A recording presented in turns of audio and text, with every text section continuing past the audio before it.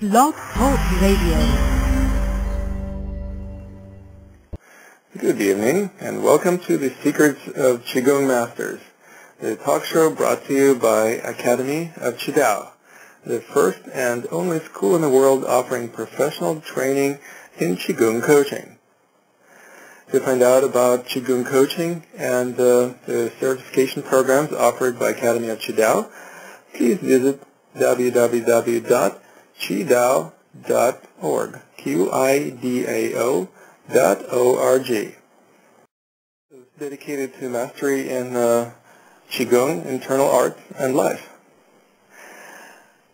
To visit the Mastery Journal and read the most recent issues of it, please go to www.mastery-journal.com, www.mastery-journal.com. This show is also brought to you by the World Congress on Qigong that will be convening in San Francisco, California on April 29th through May 2nd. And to register for the Congress, please go to www.eastwestqi.com, eastwestqi.com. Today, I am thrilled to introduce to you Bill Douglas, the founder of World Tai Chi and Qigong Day. He has appeared on our show previously, and he is known for creating several other events similar to Tai Chi and Qigong Days, including World Healing Day, World Meditation Day, and many others. Bill and his wife Angela Wong invested their life savings in the vision of bringing together the global Tai Chi and Qigong family. Together with millions of other Tai Chi and Qigong enthusiasts, they aspire to spread these energy arts all over the entire planet at a time when they're most needed by our stressed-out modern world. Bill is the Tai Chi expert for Dr. Andrew Weil's drwild.com, and was one of the handful of national Tai Chi experts to help formulate the National Council on Aging National Efficacy Guide for aging professionals to begin Tai Chi programs for local aging populations. Bill has presented for National Parkinson's Foundation, American Heart Association, and for some of the world's largest corporations and health institutions. He is the 2009 inductee to the Internal Arts Hall of Fame, the Extraordinary Service in the Field of Qigong Award recipient from the National Qigong Association, the Media Excellence on Qigong Award from the World Congress on Qigong, and the Leadership Award from the National Tai Chi Association. To find out more about his work, please visit his official website for World Tai Chi and Qigong Day, www.worldtaichiday.org. Welcome to our show, Bill. It's great to have you here. Thank you so much for having me. Yeah. It's great to be on the show. And I would like to go ahead and ask you about all the other events that you've been organizing in addition to the World Tai Chi and Qigong Day. It seems to be an ever-growing number of them. So can you share it with us a little bit? Yeah, it all happened very organically. As World Tai Chi and Qigong Day developed, we started getting contacted by people of other mind-body disciplines, and that shared this idea of wrapping the planet in a a wave of qi or goodwill, and so over the years, different groups started participating. There'd be like meditation groups or Reiki groups or yoga groups or different groups in different places around the world that would join in, but we didn't have a place where they could show that they were participating. So we launched World Tai Chi, or rather WorldHealingDay.org, that would list this whole family of global events that will occur on the last Saturday of April every year. So each event will be like an individual event, although different groups collaborate, because there have been World Tai Chi and Qigong Day events in the past that have had yoga groups or meditation groups or whatever, and collaborating with their events. So it all just kind of organically evolved, but we launched the official website, worldhealingday.org, so that these other groups could begin to formulate a global community as well, and create an even larger wave of healing intention. And there's a couple of research projects that kind of led to it as well as it was evolving, and we started noticing these things. And I'll talk about that at some point in the interview. Fantastic. Well, I wonder if there is any particular name that serves as an umbrella term for all these wonderful events that you're organizing. Well, yes and no. WorldHealingDay.org is the umbrella of families of events, but each individual family, whether it be World Tai Chi and Qigong Day or World Yoga Day or World Healing Meditation Day or World Reiki Day or whatever, all these have their own entity. So it's like each group, they could build their event as a World Tai Chi and Qigong Day event or a World Yoga Day event, and have that event as under that structure, or they could let people know that they're part of the World Healing Day family of events as well. Fantastic. It seems like we have the callers already calling in with questions. And for all our listeners, let me remind you that you are welcome to call in with any questions for Bill Douglas or myself about Tai Chi, Qigong, or any related disciplines. Feel free to dial 347-327-9635. Once again, the call-in number to call in with questions or comments about Tai Chi and Qigong and other related disciplines is 347-327-9635. And let me take in this call from a person calling from the area code 630. Hello, you're on air. Hi, this is Renee Ryan. I'm calling from the Chicagoland area. I'm out in the western suburbs. And first of all, I want to express gratitude to Bill Douglas for starting World Tai Chi and Qigong Day.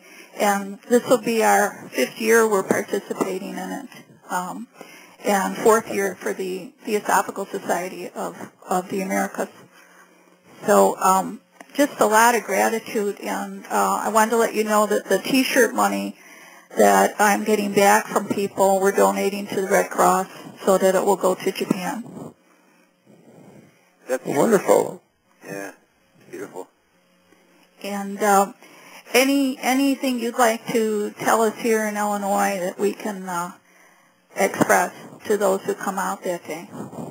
Well, it's really exciting that the Theosophical Society is involved. That's pretty neat, and it's really beautiful what you guys are doing. And I think there's some other groups that are doing the same thing as well. And I hope some of them are that haven't thought of it maybe are listening tonight, because and I know Dr. Chow is doing a fundraiser for Japan as well through the World Congress on Qigong. Which was held on World Tai Chi and Qigong Day in San Francisco. It's an incredible event. Wonderful. Yeah, that's really beautiful. Well, myself and the other Tai Chi instructor are both teaching at the Theosophical Society, and so it's a really good fit for us to do it there. And again, appreciate all the efforts that you and your family and Angela and your wife have done to help us out. Yeah, thanks so much. And, of course, we're all doing it together. And I did want to mention, be sure and let the Theosophical Society know about World Healing Day, because there's probably something in there that would fit, with their approach and any other Chicago area groups that that might be interested, under yoga or any of those kind of things that you might have contact with. Okay, and there's a specific day for World Healing Day? Is there? Well, what we did, what happened, as I was explaining earlier, is, every year when we have World Tai Chi and Qigong Day, we would get contacted by, other mind-body discipline type groups, or even prayer groups, that would want to participate in this kind of global wave of, healing intention, that in the Tai Chi and Qigong community we would call Qi. And so they started participating over the years on World Tai Chi and Qigong Day. And so we thought, well, why don't we just, open this event? And there's a couple of medical research projects that we had come across as this was happening. So it was all coming kind of organically from a lot of different directions. On the one hand, the different groups were wanting to participate, and then we became aware of some research that showed that it was called the project was called the Global Consciousness Project, and it came out of research at Princeton University on human consciousness. And what they found was that when a mass of human consciousness was focused on an issue at the same time, that it actually physically affected their computers around the world. So so it meant that our minds actually physically changed something on that on that basic physical level. But in the articles that we read, most of the times when there was that shift that actually affected their computers, it was during times of great tragedy, like Princess Diana's death or the September 11th incident. These things, these human tragedies focused human attention, and we started thinking, well, what would it be like to, focus a mass of human attention on global healing? Mm-hmm. And what effect would that have? And there was other research that actually the TM Foundation funded over the years, and what they found was that when they brought in a critical mass of meditators to a certain locale or a city or whatever, that it would actually have a positive impact on the entire city. So the crime rate for the entire city would go down. And they did one particular study in Washington, D.C. in collaboration with the Washington, D.C. Police Statistics Department, and they showed they had predicted something like a 20% reduction in violent crimes as they brought in these meditators, and it happened, and the police chief was very skeptical. So he was really surprised to see that. And so there's a couple of things that this shows. It shows one is that human consciousness actually physically affects the world, and then the other thing that it shows is that when a small percentage of humanity focuses its consciousness, that it can actually, it could possibly actually have an impact on the larger society. And so recently we got an email from one of the World Tai Chi and Qigong Day organizers in Egypt, and he was actually part of the uprising in Egypt. And he said that it was such an amazing thing because he said that, for him, being a meditator and everything, he felt this inner, kind of inner calling to go and participate. It wasn't, he wasn't part of a party or anything like that. And he said he felt like most of the people, it was the same thing. It was like there was this kind of inner, calling that they opened up to. And so anyway, that's how World Healing Day evolved. So we do it all on the same day, 10 a.m. same time. So all these meditators and yoga practitioners and Tai Chi and Qigong practitioners and people who are working on healing on a personal, local, and community level on that become part of this kind of global wave of consciousness.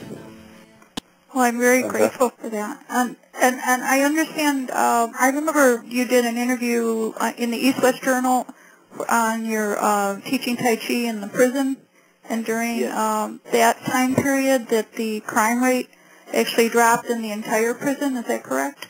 Yep, that's right. Yeah, I actually talk about that in my novel, 2012: The Awakening. I have a fictitious Tai Chi and Qigong class going on in a prison, but it's based on that experience that I had at Folsom Prison years ago.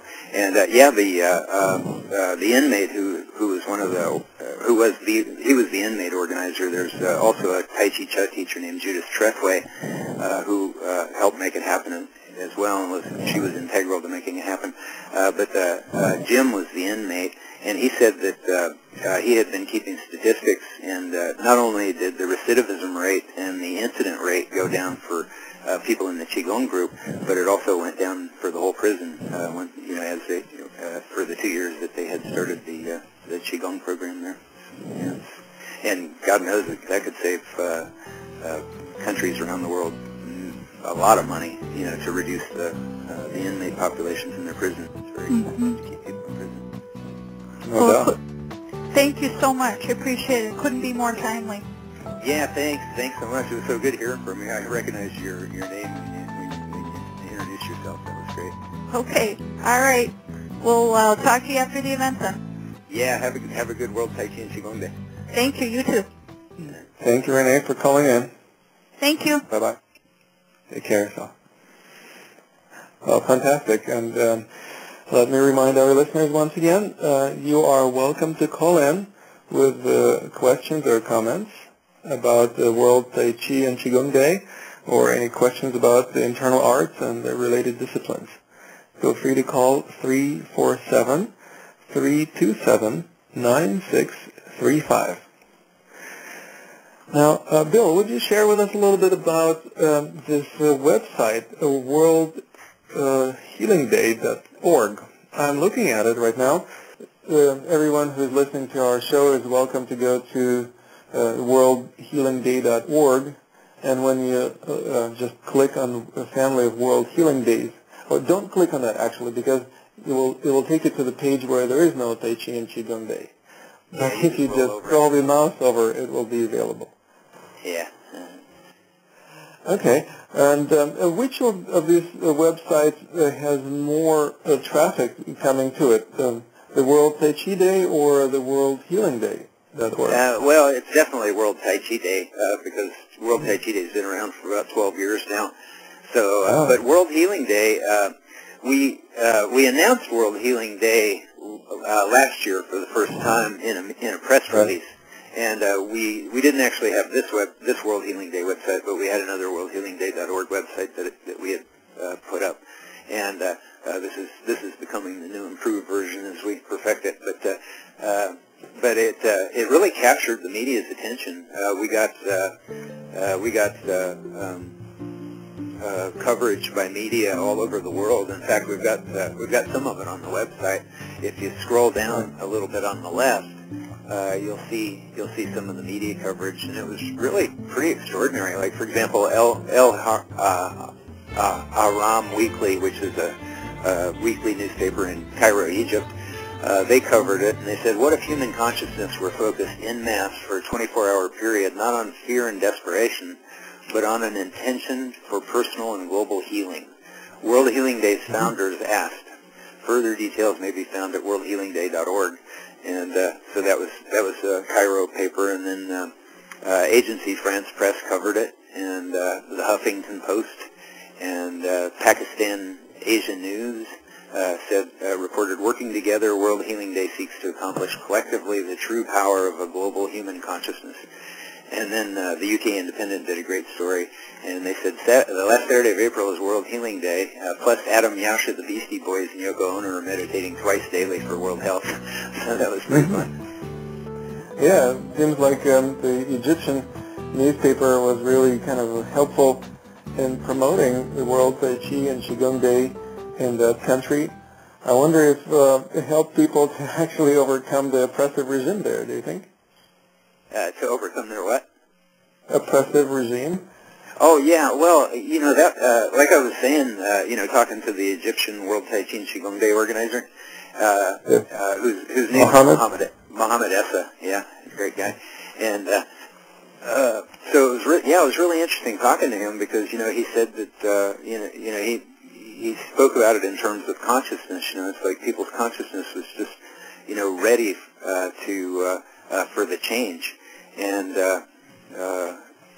I think that these tools, these mind-body tools, as we focus our awareness over and over again, day after day after day, it kind of has a cohesive effect on our thought processes, and I do think that it kind of helps us see greater possibilities, for our lives and communities and nations and world. And so I expect that this Arab Spring that's spreading across North Africa is really, it's something that's kind of percolating with people all over the world. I think you're going to see a lot of changes all over the world in the coming years, because fantastic minds. We need more Tai Chi and Qigong practitioners in those countries, I think, so that they would, the United States would not have to send any troops there they would just take care of things on their own, like in Egypt. Yeah, well, I think the Egyptians really gave the world a beautiful model. I mean, it was really quite extraordinary. Fantastic. And I also wonder if there is any other type of discipline that, among those disciplines that you mentioned in your worldhealingday.org website, like yoga, meditation, prayer, Reiki, and what have you, that also capture the imagination of people in particular. Like, which ones of these other world days of different modalities, if you will, seem to be most popular and most exciting for the people? Well, there are certain ones that are more popular. Yoga and Reiki are more popular than some of the other ones. As far as the number of people that have signed up on the website, but it's pretty amazing. I mean, there's kind of a fairly even attention being paid to it from all the different groups that we've put up so far. And what we did was we tried to we tried to think of all the different kind of sacred ways that people have evolved to center their consciousness, and become more spiritual. And native and Aboriginal sacred dance and Sufi dance. For those of your listeners that may not know, because I didn't know until I started getting involved in all this stuff, but Sufism is kind of a mystical form of Islam, and in fact it's been suppressed in a lot of Islamic countries over the at least decades. I don't know, maybe longer, but there's something called Sufi dancing, which is a meditative movement. And so, for me, I see a lot of parallels with something like Tai Chi or Qigong, because you take your mind into that alpha state. Yeah, as a matter of fact, the famous Persian poet, Jalaluddin Rumi, who is pretty well known in America, is also the founder of the Whirling Dervish order. Oh, really? I didn't know that. Yeah, Rumi is. If anybody listening hasn't read Rumi's poetry, you should read it. It's extraordinary, and you would find it, just as meaningful in a lot of ways. I think as like the Tao Te Ching. It has that same kind of spiritual quality to it. Absolutely. Plus, it also speaks more towards the emotions rather than kind of intellectual mind. I think it's really an extraordinary way of tapping into the spiritual realms, through the means of poetry. And, of course, movement. Obviously, whirling dervishes do whirl. Yeah. Yeah, for anybody listening that hasn't made the connection, it's those guys that spin with those long coats on that kind of spin out and look like a marionette or something. That's the Sufi dancers. Now, one of the most fascinating things I see on your website is the World Thespian Day. How did that come about? Well, are you a theater goer? Well, yeah, I'm a big movie fan, but I was just doing the final edits on my novel 2012, The Awakening, and I got a blurb from an actor that I knew named Holmes Osborne. He's been in all kinds of movies. The Box, I think, was probably the most recent one. But anyway, he had written a blurb for the book, and so he was on my mind. And so, after we kind of nailed down all the spiritual traditions, we started trying to expand it. How else do people manifest, spiritual healing visions? And of course, two of the ways they do that is through arts and music and theater. Theater, exactly. And so we thought, and at the time when we were, putting the website together, we were just going out and seeing if we can get these URLs, these website URLs. And we were amazed what we were able to get. We were able to get World Yoga Day. We were able to get World Prayer Day. We were able to get World Art Day, and so it all came together in a pretty extraordinary way. But all the arts have that potential as well, and there's a lot of research to back that up, I think. Oh yes, definitely. There is plenty of research about the arts and how they affect health. And of course, Music Healing Day is another excellent addition to that family, I would imagine. Do you play any music? Well, I'm a shower singer, but if anybody's got a great band, I'd love to sing for them. As long as you're in the shower. Yeah, that's right. Yep. But no, I've always loved music, and half of my family on my father's side has been very musical, and one of my cousins is named Alvin Crow, and he's a great fiddler. He's been on Austin City Limits, and he's got several albums, and yeah, so music's a part of it. Fantastic. Now, I also understand that you have something going on with the World Tai Chi and Qigong Day T-shirts. Can you share with our listeners a little bit about that? Yes. Well, over the year, when we first started World Tai Chi and Qigong Day, as you mentioned in the intro, basically me and Angela just kind of sunk our life savings into doing a lot of publicity work and stuff like that. And, and of course, nothing comes back, and we thought, we have to have a fundraiser. And we had this beautiful piece of art that an art student did for us, because we asked her to create an image that would fuse a Western, it was like we wanted a Western image of balance and health, and we wanted an Eastern image of balance and health. And so she put Da Vinci's Vitruvian Man in front of the yin-yang symbol, and it was just beautiful. It just had this, kind of harmonizing kind of feeling. And so we thought, well, let's make a World Tai Chi and Qigong Day T-shirt. And so we made a World Tai Chi and Qigong Day T-shirt, and then we, asked groups, around the country, in fact, around the world, if they wanted them, and people loved them. And we had One World, One Breath on the back. And so then we reached out to all the groups around the world, and we said, could you translate One World, One Breath, because we want to make a T-shirt.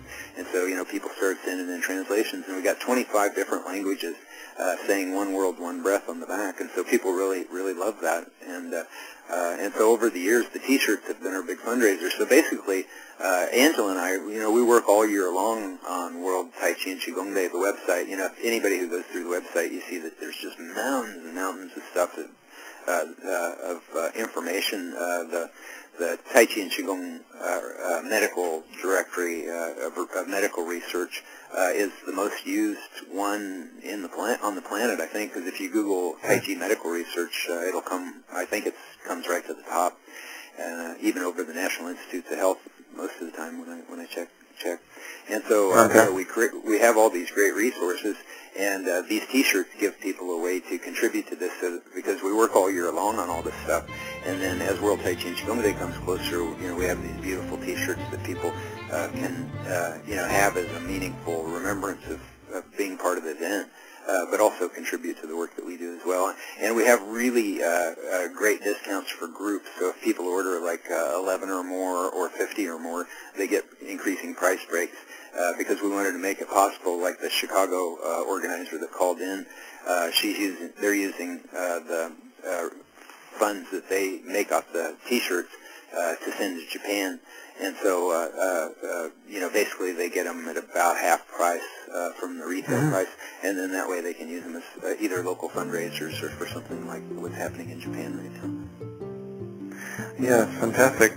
Well, and that's definitely a very important thing, that we are doing these arts not only for our own sake, but also we're contributing to other people. For example, as you mentioned, you are helping people contribute through donating the proceeds from the sales of these T-shirts.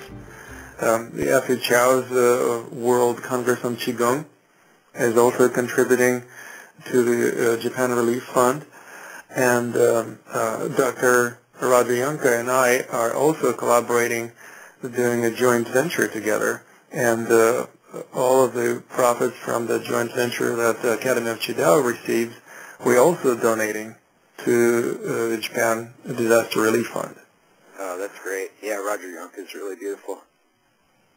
Yeah, and as a matter of fact, what's also interesting is that you can see the image and the translations of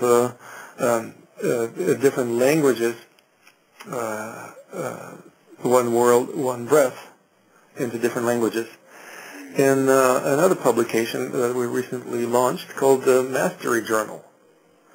if our listeners go to www.mastery-journal.com, you can actually read about different events happening on the World Tai Chi and Qigong Day, and also see this wonderful image of Leonardo da Vinci's painting, kind of imposed the yin and yang symbol with all the translations of the different languages of the world, of one world, one breath. Now, and of course, that's also something that I would like to kind of collaborate with you, Bill, on bringing people more into the fold. So if there is anything that we can do to help promote the World Tai Chi and Qigong Day through our magazine, I would definitely be happy to do that.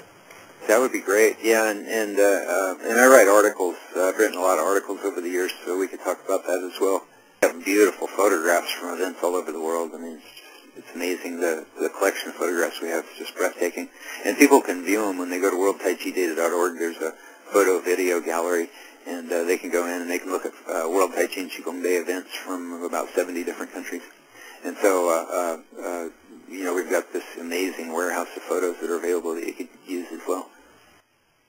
Yes, what was I thinking? I actually just realized that he will be the featured Master of the Month next month at the Mastery Journal. And so, yes, we'll have all kinds of articles by you and the photographs of people practicing Tai Chi and Qigong all over the world in the next issue of Mastery Journal. And before we go much further, you mentioned in the beginning of our interview that you would go a little bit more in depth into, what was it? The research? The research about the medical and other benefits of Tai Chi and Qigong practices. Mm-hmm. Yeah, World Tai Chi and Qigong Day, of course, we have the Medical Research Library. And what we've done is over the last decade, we've scanned for research, medical research on Tai Chi and Qigong articles. And then we compiled them in a searchable format. So people, when they go to the directory, they can look up, about 100 different health issues, common health issues that people face. And it'll show articles on the medical research that's been done on what Tai Chi or Qigong can do for that health issue. And so. But that, of course, also is kind of more, allopathic approach in terms of diagnosing and treating diseases or certain health issues, right? Yes. Do you have any similar type of database associated with Oriental medical approach? Not really, because at the time when we started doing this, I was just starting to get Tai Chi and Qigong into the medical community, and so there was a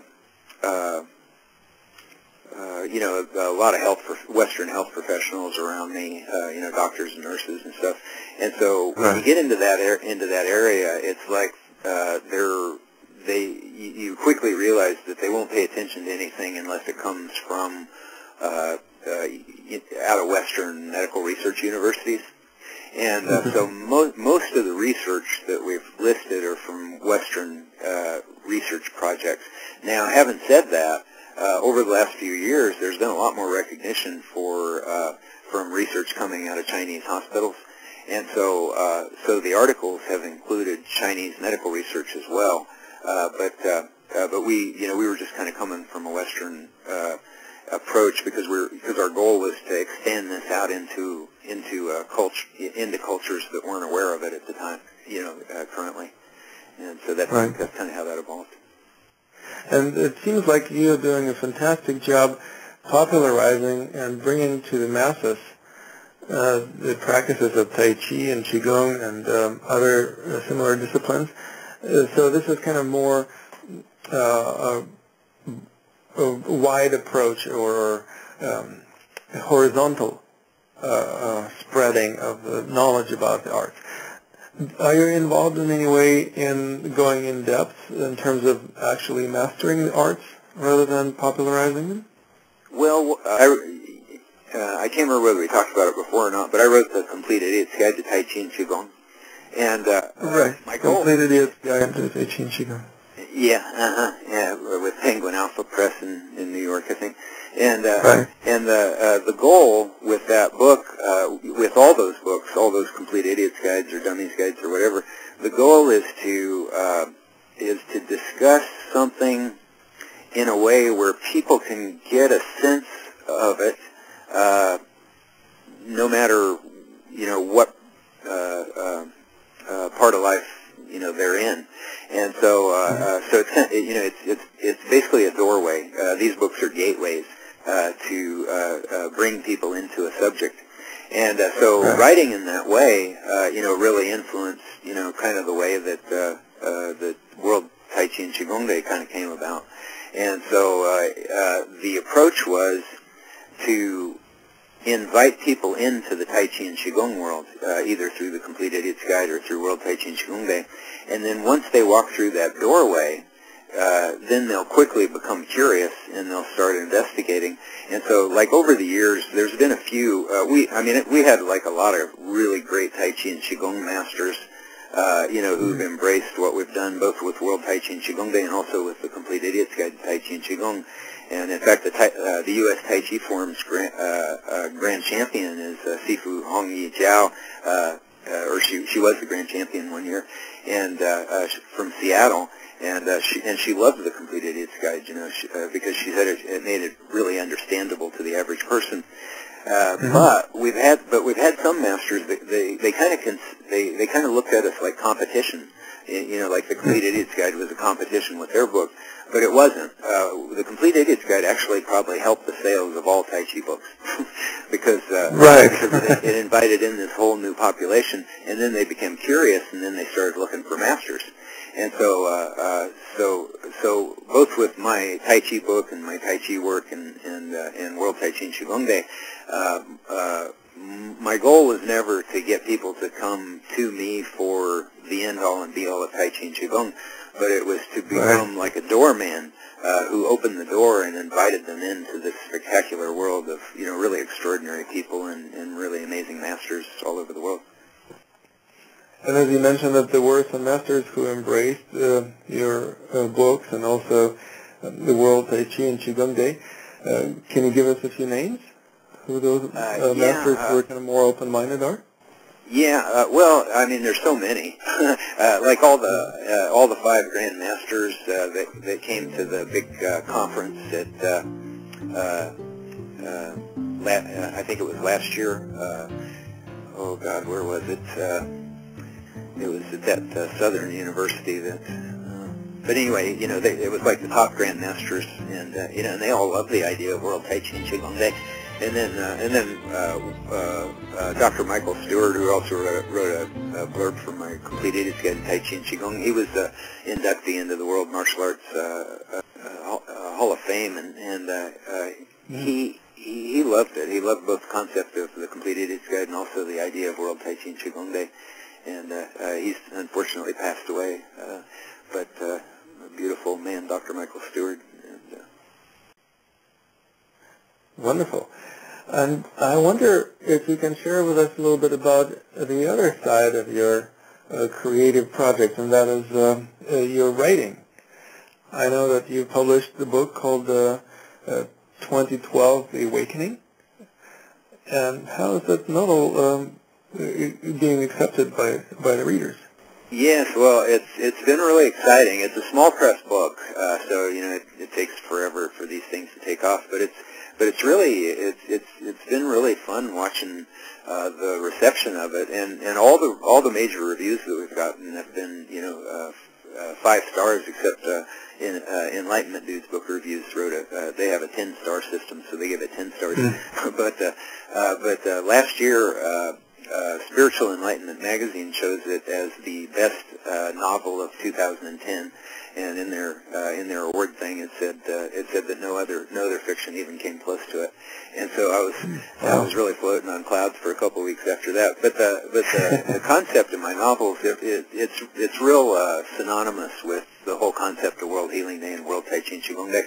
And in fact, there's a World Tai Chi and Qigong Day event that's crucial scene in 2012, The Awakening. And the heroine of the novel, Ravi Shyamalan, is a Tai Chi and Qigong master. And so you know, all these concepts weave into that novel, as well as I've got another novel that'll be coming out this year called The Conspiracy of Spirits, and it's an environmental thriller. But it also has a Tai Chi master in it, and so, you know, consciousness, the evolution of human consciousness is a big part of all my writing. Wonderful. Are you planning on publishing it yourself, or do you have a publisher who would publish your book? With The Conspiracy of Spirits, I may go through a larger publisher. I don't know. I'm kind of dabbing my foot out there with it. But I may go, I may go through a small press publishing if something doesn't develop pretty fast, because I do want to get it out there. But can you share with us a little bit about? Can I give us a little teaser about what that book is going to be about? Well, A Conspiracy of Spirits is about an old Chinese woman who lives in Russell, Kansas. And she doesn't realize it yet, but she just lives a few blocks away from a young fourth grade Mexican girl named Maria Gutierrez. And Maria's parents are illegal immigrants from Mexico, and she's very artistic. Maria's very artistic, and she starts having these visions of an environmental collapse, and they're very disturbing to her, and so because she's an artist, you know, she paints, and so she's painting these visions, and her visions get more and more intense, and there's a yuppie in Southern California, you know, a corporate ladder climbing Southern Californian man named Dylan Thomas Granger, who's 1,500 miles away in Southern California, and he has this vision or something that happens to him one night, and his whole life starts to shift. Everything starts to kind of fall apart on him, and he starts writing. He starts finding out that the only way that he can, you know, kind of calm himself from these feelings that are coming through him is to write. And so he starts writing, and he starts writing these articles that actually get recognized and start to get picked up by you know, mainstream press, and they're all about the environment. And unbeknownst to him at the time, these visions are basically the same visions that this young Mexican girl is having in Russell, Kansas. But they don't know each other. You know, they're connecting on some ethereal plane. And what happens at the very beginning of the book is there's two engineers that work for this behemoth consortium corporation that's an energy and auto manufacturing consortium. And they have a big breakthrough in solar energy. And in fact, it's such a huge breakthrough that it means free energy for the whole world forever. And but the only reason that their employers paid for the research is because the California Environmental Board forced the car companies to invest a small percentage of their profits into creating zero-emission cars, and so they threw this research budget at this group of engineers, but they picked all very young engineers because it wasn't like a priority for them. And so, but these young engineers, they just took it and ran with it, and they had this major breakthrough that was going to transform the planet. I mean, it was going to make nuclear and coal and fossil fuels redundant overnight. You know, trillions of dollars of investment would be worthless immediately if this breakthrough came to light. And so these engineers, they get mysteriously killed right at the beginning of the novel. And so that's the dramatic gist. You know, is these guys, somebody ended these guys. And so now the secret is just hovering out there, and if it's not revealed, there's a possibility that this cataclysm that this young Mexican girl and this Southern California yuppie are envisioning could come to pass. So there's an intensity that's building as you go through the book. And the old Chinese woman is a Tai Chi practitioner. She's not a master or anything. She's just a regular old person, you know, like me, and she does Tai Chi. And but anyway, the Tai Chi, you know, puts her in this kind of calm mental state, and she touches in one day to some kind of a larger vision of what it is that's taking place. And she sees this small girl, and she sees this man, and she sees this grave danger that's swirling around them.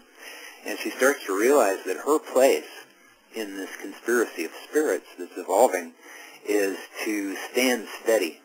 Her place is to maintain calm in the center of the storm, so that these other people can bring to fruition whatever it is that they're destined to do. And so the intensity of the book builds because I have little blurbs at the beginning of chapters, just like in 2012 The Awakening I did the same thing. I have little blurbs from actual news clips at the beginning of a lot of chapters. So as you're reading through the book, there's an intensity building because you're reading, a lot of the stuff that's coming out that's causing environmental concern. And so you're starting to see that, you kind of a personal vested interest in what's happening with the characters because you want this breakthrough to come to the surface, so that everything can shift. Right. Wow. I look forward to reading this book. Sounds very exciting. And what would be the website where our listeners would be able to pick up a copy of your published book? Well, they can go to 2012theawakening-thenovel.com. But if they Google 2012 The Awakening, it'll come right to the top. Fantastic. Well, you don't have to wait till it's 2012 year. You can actually buy and read that book now. Yeah, that's right. Yeah. In fact, it'll probably be more interesting before 2012. Right. Yes. You don't have to wait till then to awaken. Wonderful. And now I would just want to remind our listeners that if you want to call in with questions or comments about Tai Chi, Qigong, or any other related disciplines, please feel free to call in at 347-327-9635. You're listening to the talk show, The Secrets of Qigong Masters, the interview with Bill Douglas, the founder of the World Tai Chi and Qigong Day, as well as the World Healing Day and a whole host of other world days dedicated to various disciplines, from yoga to Reiki to music healing and even theatrical arts. Now, would you share with us a little bit, Bill, about your own practice of Tai Chi? I understand that you have been practicing for a number of years, and I would imagine that you've accomplished or accumulated a fair amount of knowledge and wisdom through your practice. What would you share with us about that? Sure. Yeah. 30 years ago, I started doing Tai Chi because I was just stressed out of my mind. I was going through a lot of job changes and career changes, and living in Southern California, it was so the traffic and everything. And so somebody said Tai Chi was good for stress, and so that's why I went to a community college class, and I met my teacher there, and I still practice. I still take classes with her once in a while. Usually it's meditation classes at this point, but so for 30 years I've been doing it, and I never intended to teach. I just did it because it just made me feel spectacular. And although I did, I studied hard, and I studied a lot of different martial arts back then, but Tai Chi was always the core. And because Tai Chi made me sleep better, and karate classes kind of kept me awake. So over the years I just loved it. It made me feel good. And but then when I moved to Kansas City, people would see me doing it, and they'd say, what are you doing? And I'd tell them, and some people would be interested. And so I started doing private lessons in my backyard. And then one thing led to another, and I started teaching for hospitals, and eventually for even corporations. I've done presentations for corporations in different places all over the country. And so it just evolved and grew from there. And then, then I was writing at the time, and I had written a lot of stuff about, my own Tai Chi and Qigong experience, and a lot of the challenges that I faced as a Westerner coming to it and things like that. And so then I got contacted by, at that time it was Macmillan Publishing, and they said that they wanted to do a complete idiot's guide to Tai Chi and Qigong. And so I was thrilled to do it, and so that's how that whole thing started. And so over the years, I've always told people, I said, I'm not sure exactly what a master is, because we're all always learning. But I said, what I will tell you, what I will teach in my classes, is some techniques that have really made helped me a lot with my life. And I think they'll help you a lot with your life too. And so that's kind of been the evolution of all my teaching. And it's just been an extraordinary part of my life. About a year ago, I got really sick. I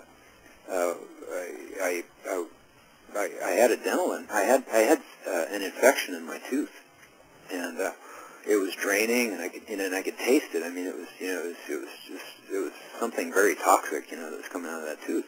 And so for about 3 months, I was going from dentist to dentist, and I was saying, something's wrong. And, I had like 5 or 6 dentists look at it, and they said, oh, nothing's wrong. And they said, it's just your imagination. I said, well, I'm tasting this stuff. And they said, oh, that's your imagination. And so finally I found a dentist that found the problem, and I had 3 years before I had gotten a root canal that was never completed. They didn't take all the tissue out. And so I had a dental infection for 3 years, and so I guess my immune system just fought it, like a champion for 3 years. But then at one point, then it just went really bad. And so for those 3 months, I was actually drinking, this poison. I mean, I was trying to spit it out during the daytime, but at night, when I'd sleep, it would drain down my throat before I found out what happened and had the tooth taken out. And so for all that time, all that toxin was draining down my throat, and I ended up finding out just a few months ago that I had rectal cancer. And the best we could judge was that the tumor probably started about the same time because of that dental infection that was just draining all the toxins down my throat. And one of the medical practitioners that I talked to, she said, "My God, you must have been really healthy to have survived, a 3-year dental infection." And so I think Tai Chi and Qigong, saved my life through that. But I mean, the toxins, took a toll, and I had to have major surgery. And I don't have health insurance, and so I couldn't have it here. I had to go to Mexico and have it done in Mexico. And so the last few months have just been a horrific experience because I've always been just healthy as a horse, my whole life. And so it's been a huge challenge. But the Tai Chi and Qigong was an amazing part of my healing, from the surgery. And the surgeons were amazed. I mean, they were really stunned how fast the tissue was healing from the surgery. It was pretty. Quite a testimonial. And wonderful. How do you feel now? Well, every day is a little better. I mean, it's, for something, I've always been the type of guy, that just, you get, if I got the flu, I'd get real sick for 3 days, and then I'd wake up and I'd be perfectly healthy. And, to go through a prolonged illness like this, because I lost about 60 pounds in those 2 months when I was trying to find a dent, trying to figure out what was going on. And, I didn't have 60 pounds to lose, and so, I just couldn't imagine going through what I went through without Tai Chi and Qigong. Even in the hospital after the surgery, when I still had the IV in my arm, I was able to, get out of bed and, do Tai Chi and Qigong. I think it was just such a godsend to have. I just can't imagine how people could go through life without tools like this, in their tool belt. What kind of Qigong did you do?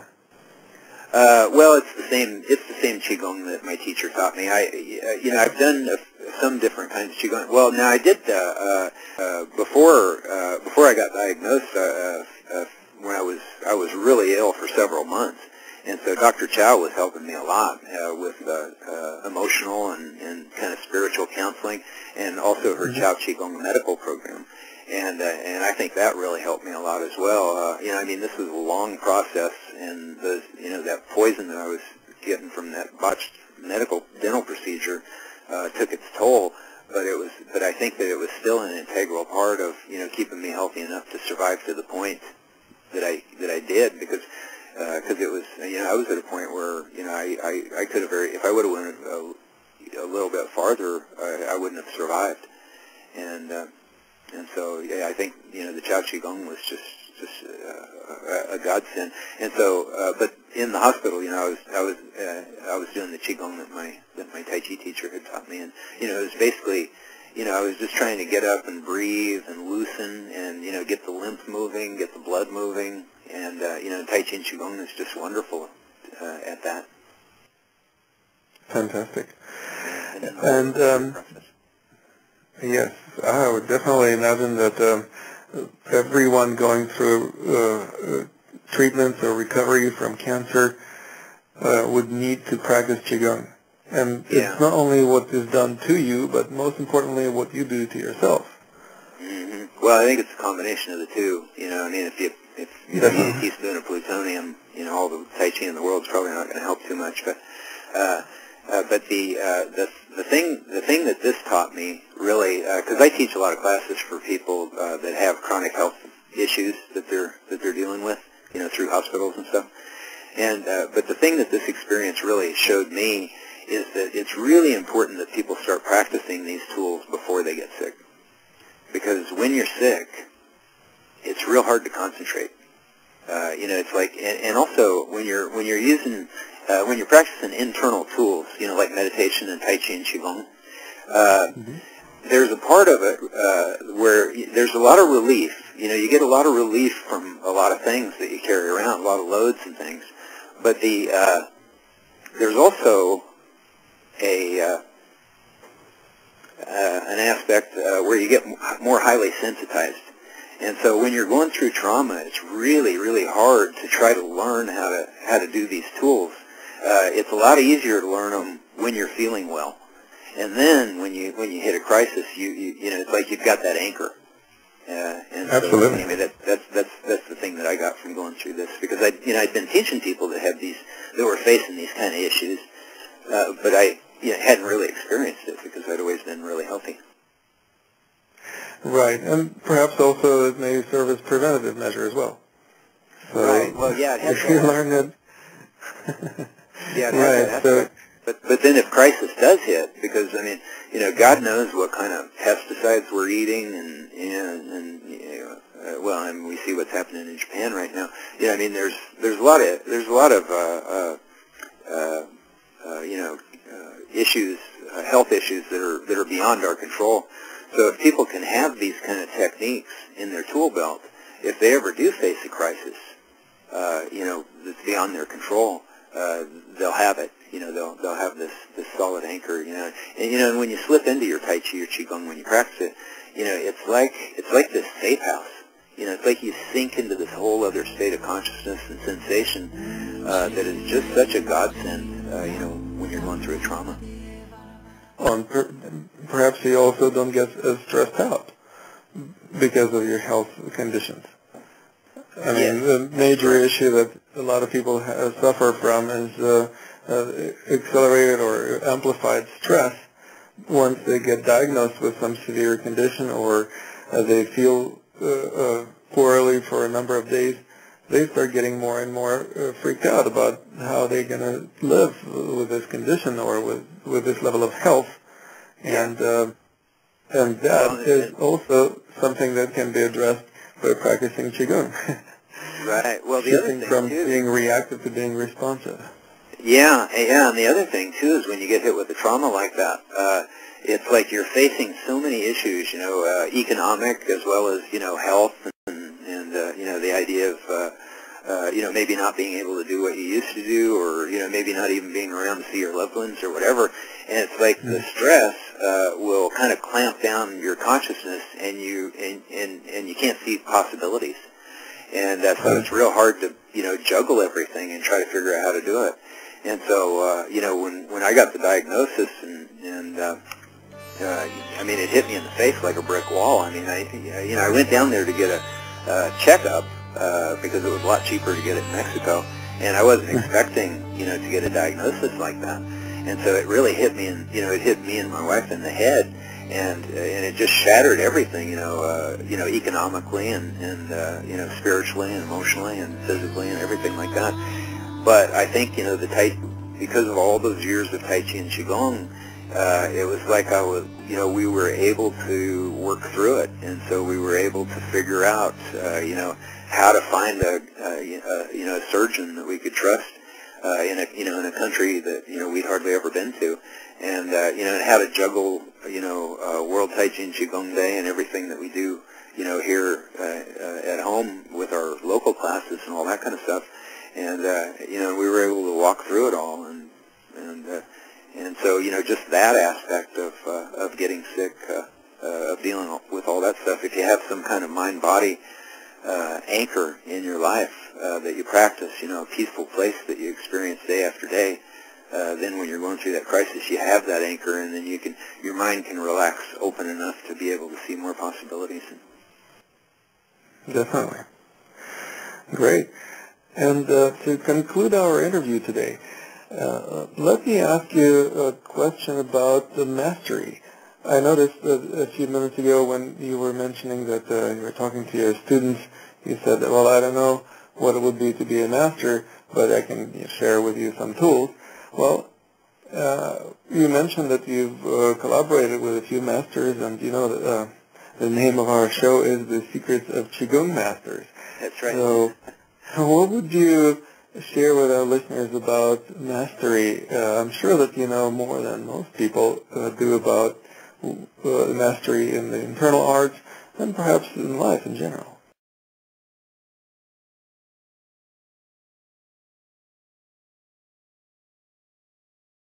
Yeah, well, I think from my own personal experience, what I've kind of evolved into thinking as far as what mastery is about, from all the different disciplines, whether it be yoga or meditation or Tai Chi or Qigong, or spiritual traditions or whatever. But it's like I've kind of evolved to the thought that the true mastery is